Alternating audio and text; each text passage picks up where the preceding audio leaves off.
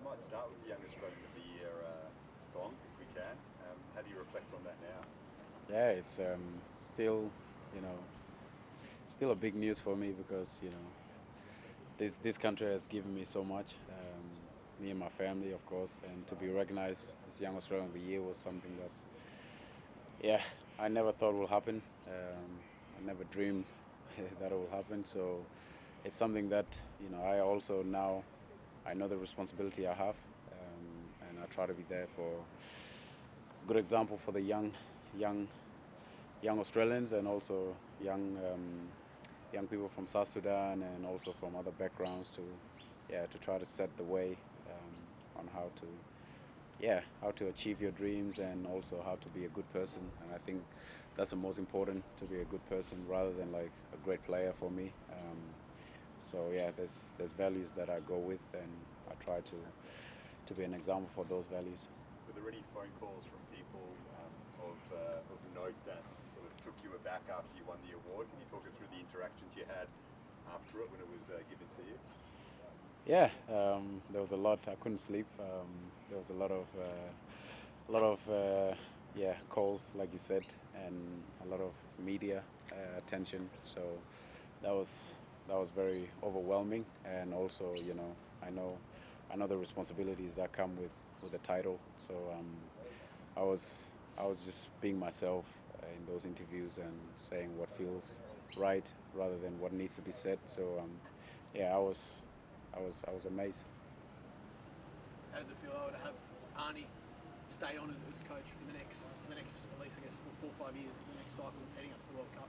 Yeah, it's amazing. We could see what Arnie has done, and in the last cycle we broke some world record and something that we will look back when we retire, and also a good step for us to, and a good aim for us to do again. We know what is required for us to qualify for the World Cup, and for us we want to make it more simpler than last time. I think that was very stressful for everybody, for our country. So as a player to go through that, it was not easy, but at the same time we had that belief that we will find a way to get to the World Cup. And it's amazing to have Arnie for the next cycle starting now, and it's just going to be magical because we've achieved a lot, and still a lot to be achieved. So that's in the past now, and the new cycle is going to be amazing. You've done a new club since the World Cup. What's post-World Cup been like for you? Yeah, obviously, I had my dream move to La Liga, to Cadiz, and I would have loved to come in to the World Cup, playing a lot of minutes, but that didn't happen, and it takes time sometimes to adapt. So I needed game time, and that's why I left the club on loan. So right now I'm enjoying my football, and I have some new obstacles. That there's always obstacles, and it's just about how you respond to that. And it's not easy in Europe, but also dreams are not easy. So you have to work hard, and you will face challenges, and that's what I'm doing. Throughout my football career, I've always had obstacles, and just overcoming them is the fun part. So I'm really enjoying my new club. You're pretty young yourself, of course, Young Australian of the Year. There are young players coming through in the squad all the time, Yeah. and certainly in the squad there are some fresh, exciting faces. So what do you make of that challenge? Because a lot of them are in the position that you play as well. Oh, it's even better because then I can improve. So if there's pressure on me, I love that because I love to learn and I love to grow, and to have many players in your position it's something that's amazing, and it's something that's good for for the team and for the nation to have good players in every single position, and Arnie has created that. So for me it's to get to work, and for everybody else is to make sure they produce when they have their chance. So for me, I'm never worried about competition. It's only something that will make me better, and I love challenges. One of those players is Nestor Irankunga, comes from Adelaide as well, obviously African heritage. What have you made of his ascension to young stardom, I guess, and, Yeah. and what he might provide for Australian football moving forward. Yeah, he's a young talent, same as Garang. You know, we have a lot of young talents coming through, and it's great for the A-League what they are doing to give the young players their chances, and I think that's what we need in Australia, to give our and believe in our young players, because they are the future, and we just need to let them be free. I think that's important, instead of putting pressure on the kids.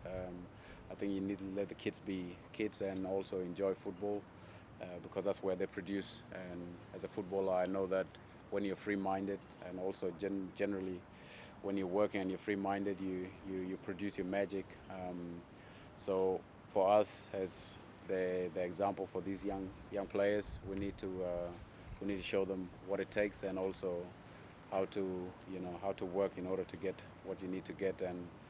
And for me, I need to set that example for Nesta and Garang, to be a good example, to be there for them when they need somebody to talk to, or need some advice. So yeah, we as, you could say, senior players now have that responsibility to show them the way, and to let them know also it's not easy, you know, and we need to produce for our country every time we play for them.